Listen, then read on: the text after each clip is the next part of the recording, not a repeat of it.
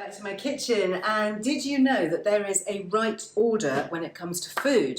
Yeah, when it comes to keeping our blood sugar levels stable, evidence suggests that the order in which we eat our food on our plates really does matter. So a systematic review published in 2022 in the Journal of the American Nutrition Association looked at the findings of 11 different research papers to evaluate whether the order in which we eat our food has any impact on our glucose levels. And the researchers concluded that, quote, there may be benefits to eating carbohydrate after vegetable and or protein-rich foods. The most consistent effect is that carbohydrate last meal orders tend to lower blood glucose and insulin excursions. But why is blood glucose an issue in the first place, especially if we're not diabetic? Well, evidence has linked unhealthy blood sugar levels after eating, i.e. with spikes and crashes, rather than a gentle lift and return to baseline. And that has been linked with an increased risk of developing type 2 diabetes, having a heart attack, and even some types of cancer. And when we view it through the lens of menopause, experts also think that glucose can really make menopause symptoms worse. So even more key that we try and keep things stable as we eat. And there are very easy ways to do this. So how do we put it into practice? Well, step one is to eat your veggies first. Now, I know it's important not to be too over the top with this. You know, you can look a little bit crazed picking out the bits of pea in your risotto. But if you've got veggies on your plate anyway, opt for those first. Eat them first before anything else. Before you eat the bread, swerve the bread. Or if you're dining out, perhaps you could choose a salad starter, you could have a side of veggies that you can then enjoy before your main course.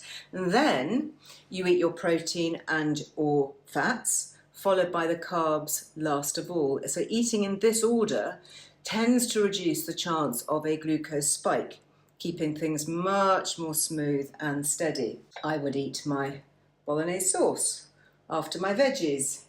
Maybe not with pasta, maybe with some courgette or some green broccoli. Love that. And the best news of all is, of course, that you can still enjoy the occasional pudding. And if you think of this in terms of a 3-course dinner, it really does make sense. You'd maybe have a salad or a veggie starter. You could have some mozzarella and tomato, or tomato and onion salad, maybe some seasonal summer asparagus, and then you could have your protein for main course, chicken, fish, bolognese sauce, like this, for example, with or without the pasta, maybe just with the veggies. And then if there's room, you can indulge in something sweet. So the fat and the protein and the fibre that we've already eaten will help to flatten the release of glucose into the bloodstream, keeping our levels much more stable. And this is a really great thing to keep in mind anyway.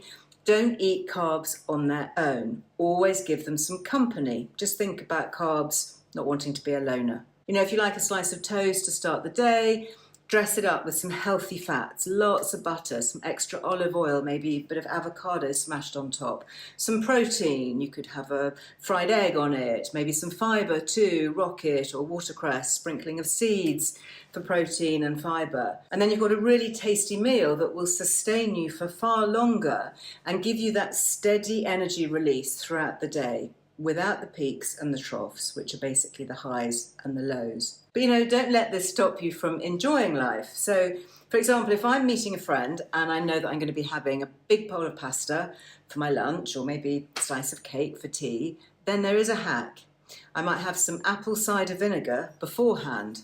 And I've spoken about this recently in a video. I'll pop a link to that below. But as a brief recap, apple cider vinegar can reduce a glucose spike by around 1/3. Interesting, yeah? And that's thanks to the action of the acetic acid on the digestive system. So it's a proven hack and it can really help. And it does this by slowing down the rate of glucose as it's released from food. And what that does is it gives our muscles time to soak up the extra glucose as it enters the bloodstream. This then reduces the chance of sudden sugar spikes overloading the body and getting stored as fat.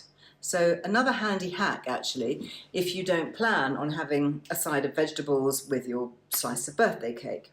Not such a great thing. But actually something else which I find really useful is you can even buy these. These are apple cider vinegar capsules, and you can keep them in your bag for when you're out and about. Saves kind of lugging around a whole bottle of the stuff. I think this is a bit genius, actually. So I hope this was helpful for you. As ever, do let me know. You can pop your thoughts below. Will you be adding this into your wellbeing toolkit? Do leave me a comment. Don't forget to hit subscribe. Until next time, I'll see you here then. Bye-bye.